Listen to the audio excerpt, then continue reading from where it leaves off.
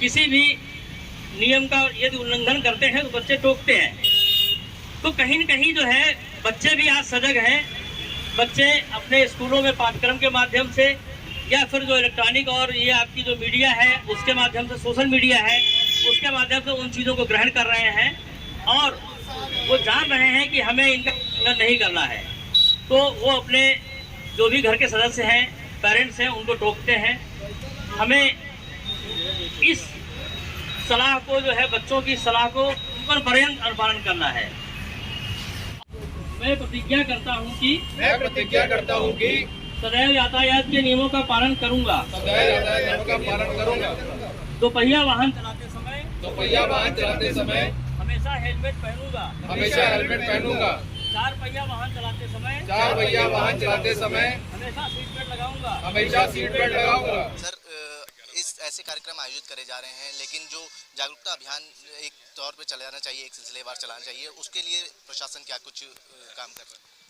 बहुत अच्छा सवाल आपने किया है। देखिए, शासन प्रशासन सरकार की तरफ से जन जागरूकता के अभियान समय समय पर चलाए जाते हैं और FM समाचार पत्रों के माध्यम से या बहुत सारे और डिस्प्ले के माध्यम से, सोशल मीडिया है, इनके माध्यम से बराबर ये चलते रहते हैं।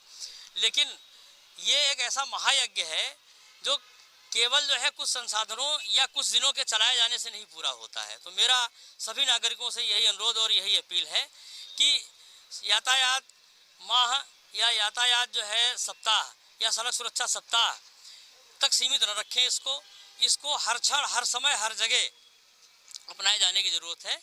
तो ये एक ऐसा विषय है जिसे जीवन में उतार लेने की आवश्यकता है। मेरा यही अनुरोध है।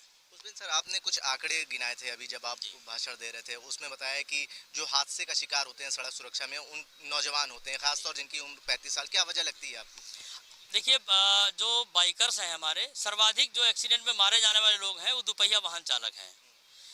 दूसरा जो है 35 साल तक के युवा 52% जो है सड़क दुर्घटनाओं में मारे जाते हैं और अगर इसमें 45 साल तक की एज मिला लें तो ये लगभग 71 से 72% हो जाता है आंकड़ा।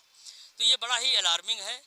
इस उम्र के लोग जो है हर फैमिली में ब्रेड अर्निंग मेंबर्स होते हैं और यदि ऐसा व्यक्ति सड़क दुर्घटना में किसी की भी गलती से असमय विदा हो जाता है तो निश्चित रूप से उस परिवार के लिए तो एक तरह से जो है कष्ट का पहाड़ टूटता ही है। देश के लिए भी मानव संपदा और आर्थिक क्षति का बहुत बड़ा जो है कारण बनता है। तो हमें सभी नागरिकों से यही अपील करनी है कि दुपहिया वाहन चलाते समय हेलमेट अनिवार्य रूप से लगाएं। कई बार हेलमेट जो है हमारा टंगा होता है पीछे और हम दुपहिया वाहन फर्राटे से चलाते हुए जा रहे होते हैं। तो इन आदतों में बदलाव लाना होगा। पीछे व्यक्ति बैठा हुआ है, उसने हेलमेट नहीं लगाया है, तो ये सारी ऐसी आदतें हैं जिनमें हमें बदलाव लाना है। और यदि हम ये बदलाव लाएंगे, सब लोग सहयोग करेंगे, तो निश्चित रूप से इन आंकड़ों में कमी आएगी। हमारा, आपका या इस संस्था के माध्यम से जो भी ये प्रयास किए जाते हैं, सबका उद्देश्य यही है कि हम सड़क सुरक्षा के अंतर्गत सड़क दुर्घटनाओं में जो भी व्यक्ति जो है असमय काल के गाल में समा जाते हैं, उनका नुकसान, उनकी क्षति न होने दें, हम नागरिकों को बचा लें, यही हम आप सबका प्रयास है। सर, एक आखिरी सवाल है। यूपी मोटर ड्राइविंग स्कूल की तरफ से बोला गया कि इनलीगल तौर पे जो ड्राइविंग स्कूल चल रहे हैं उसके ऊपर आप लोग क्या कदम उठाएंगे? हाँ, मैंने अभी बताया ना कि वर्तमान में जो इनके इंस्पेक्शन की व्यवस्थाएं दी हुई हैं, उनके तहत हमारे मुख्यालय से निर्देश गए हुए हैं और फील्ड स्तर के अधिकारी अनवरत जो है इनका औचक निरीक्षण कर रहे हैं कि वो मानक जो अभी निर्धारित हैं उनको पूरा कर रहे हैं, नहीं कर रहे हैं।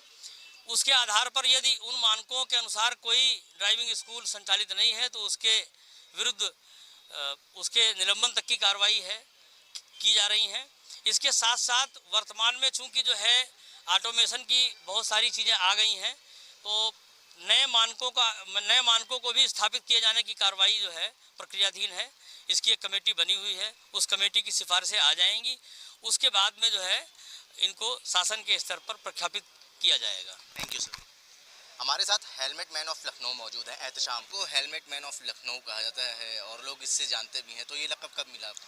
देखिए, ये पिछले अभी नवंबर में, जो पिछला साल गया हमारा नवंबर में, तो काफ़ी समय से, पिछले 10 सालों से हम इस पे काम कर रहे हैं, लेकिन हमने देखा कि बहुत ज़्यादा सुधार कुछ नहीं हो पा रहा था, तो इसलिए कुछ इसमें नया करने की ज़रूरत है। तो जैसे कि हमने देखा कि लोग, अगर कोई हीरो अलग तरह से बाल कटा लेता है तो उसके बाल की कॉपी करने लगते हैं, कोई जीन्स अपनी काट लेता है तो वो उसकी कॉपी करने लगते हैं। तो मैंने भैया लखनऊ वालों से हाथ जोड़कर ये गुजारिश की कि आप जैसे सारे सेलिब्रिटी को कॉपी कर रहे हैं, वैसे आप हमें कॉपी करिए, क्योंकि 1 नवंबर से 30 नवंबर तक मैंने हेलमेट उतारा ही नहीं। जहां भी गया, पैदल जा रहे हैं, 2 व्हीलर से जा रहे हैं, कार में बैठे हुए हैं। घर में उतरता था कि नहीं उतरता था? घर में सिर्फ सोने के टाइम और नहाने के टाइम उतारा, बाकी सड़क पे जितनी देर रहे हमारा हेलमेट लगा रहा पूरे महीने। तो ये एक मैसेज देना था। और इसमें बहुत बड़ा मैसेज ये था कि जैसे अभी लाइव डेमो भी आप लोगों ने देखा था कि लोग लगा रहे हैं, इतना बिजी चौराहा है, ये हेलमेट लगाए हुए हैं लेकिन उसका ये पट्टा खुला रहता है।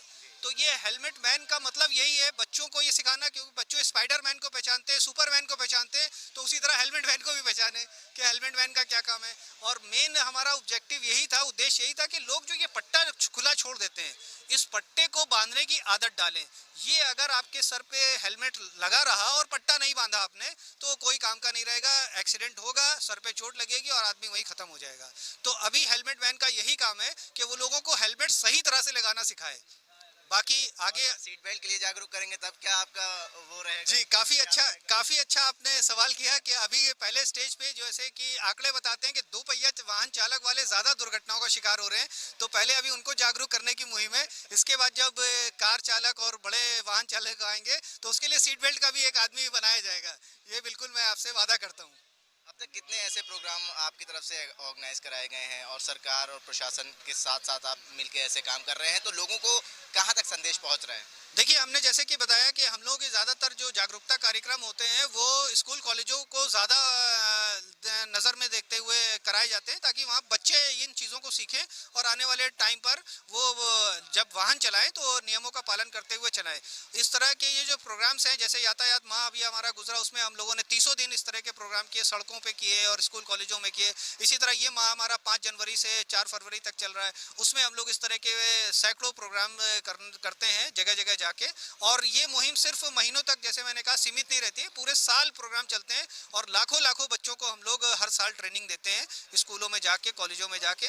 और इस तरह के नुक्कड़ नाटक भी किए जाते हैं, चौराहों पे इस तरह के प्रोग्राम्स किए जाते हैं, ताकि जो आने वाले सड़क का प्रयोग करता है उनको ज़्यादा ये मैसेज पहुँचे। बहुत बहुत शुक्रिया। Thank you. Helmet man of Lucknow हमारे साथ मौजूद थे, जो मारुति सुजुकी में रोड सेफ्टी कोऑर्डिनेटर भी हैं, एहतिशाम खान, वो हमारे साथ मौजूद थे।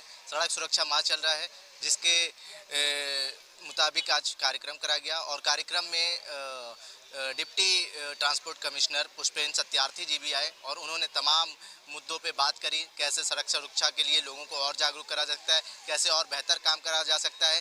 मीडिया बंधुओं से भी उन्होंने अपील करी कि ख़ास तौर से आप भी जागरूक करें, अपने माध्यम से पेपरों में निकालें, सोशल मीडिया में निकालें और चैनलों में चलाएं, जिससे लोग ज़्यादा से ज़्यादा रोड सेफ्टी के लिए जागरूक हों, उनके नियमों का पालन करें और जो हादसे हो रहे हैं ख़ास तौर से उसमें कमी आए। जनसंदेश टाइम्स के लिए कैमरा पर्सन ईशान खान के साथ आकिब मिराज खान, लखनऊ।